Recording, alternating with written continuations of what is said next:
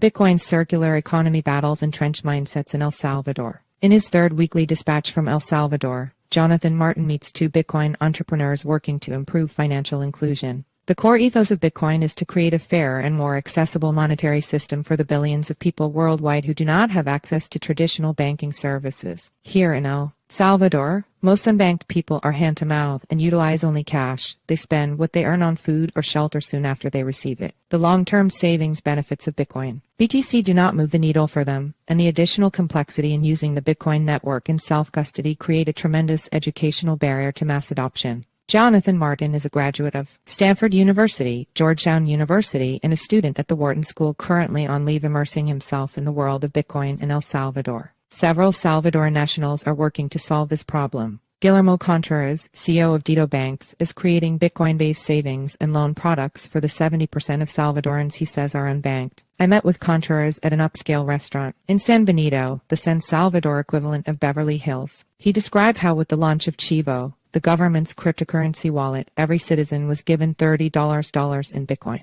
Transactions volumes initially surged, but soon petered out as most people simply converted their Bitcoin into fiat. He said that most of the unbanked population do not use ATMs, nor do they have access to loan products. The average education level is between 6th and 9th grade, and the average daily income is $15. Contreras devised a way to slowly educate non-Bitcoiners on how to save using the new digital currency by first giving them access to MasterCard debit cards. Users can receive Lightning or on-chain Bitcoin transactions and seamlessly convert them to USC, a stablecoin pegged to the U.S. dollar issued by the U.S.-based company Circle, to assuage concerns about Bitcoin's price volatility. They can also receive USC directly using Ethereum. As Contreras put it, if you only have $15 in your account and need it to eat dinner, a 10% price swing is a major issue. Dito Banks provides an easy-to-use solution. Similarly, through their deal with MasterCard, users can deposit money into ATMs and receive USC in their wallets with a 1% fee. His next goal is to roll out a microloan program for users to increase access to credit and to spur economic development. The goal is to slowly educate people on the benefits of saving in Satoshis, the smallest economic unit of Bitcoin, where they are receiving the immediate benefits of access to loans and ATMs and the ability to pay bills in the Dito Banks app, all while getting direct exposure to Bitcoin. Their smartphones can now serve as their bank accounts, and Bitcoin usage will grow over time, he hopes. Contreras estimates it will be 3 years until Lightning is used regularly. By also encouraging unbanked merchants to use Dito Banks, where they receive the same loans and savings benefits as individual users, Contreras' goal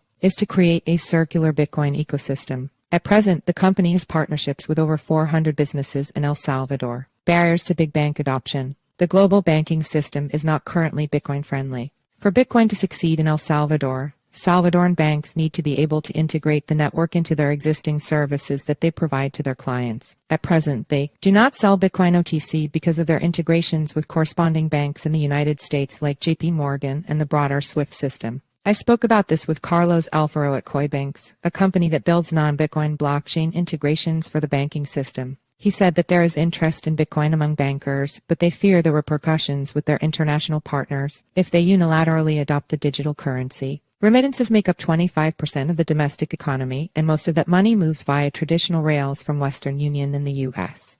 to domestic bank accounts in El Salvador. No local banks are currently willing to put 25% of their business at risk, especially since Salvadoran banks are small and do not have a lot of leverage on Wall Street. In many ways, when Wall Street sneezes, the rest of the global banking system catches a cold. Powerful forces outside of El Salvador play a role in inhibiting the adoption of Bitcoin domestically. Bitcoin Beach. I traveled south to Elzont Beach, known as Bitcoin Beach, to see firsthand the epicenter of Salvadoran Bitcoin adoption. In 2019, an anonymous benefactor made a multi-six-figure donation to the Sleepy Beach community and stipulated that the currency must be used for commerce and not cashed out into dollars under the direction of a San Diego, California native named Michael Peterson. From this arrangement, the Bitcoin Beach initiative was born. Peterson focused on creating a circular Bitcoin economy which includes remittances, tourism, public services, and small businesses. Perhaps the most promising of these is the Hope House, a community center that helps educate local youths on Bitcoin and that provides opportunities that did not previously exist. Most of the Elzont population of about 3,000 people is unbanked and lives just above the poverty line.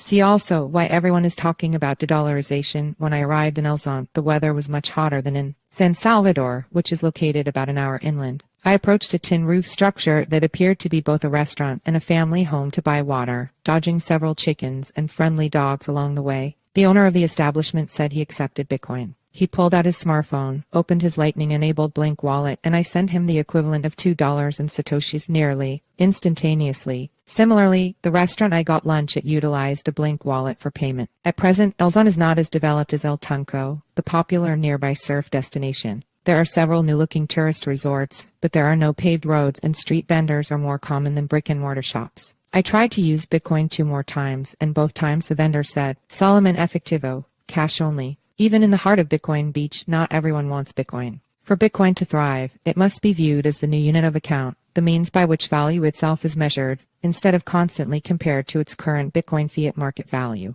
The catalyst for this shift will likely be out of necessity, the inevitable hyperinflation of the U.S. dollar, as opposed to by political decree. Only time will tell if the monetary technology succeeds outside of small pockets of dedicated Bitcoiners.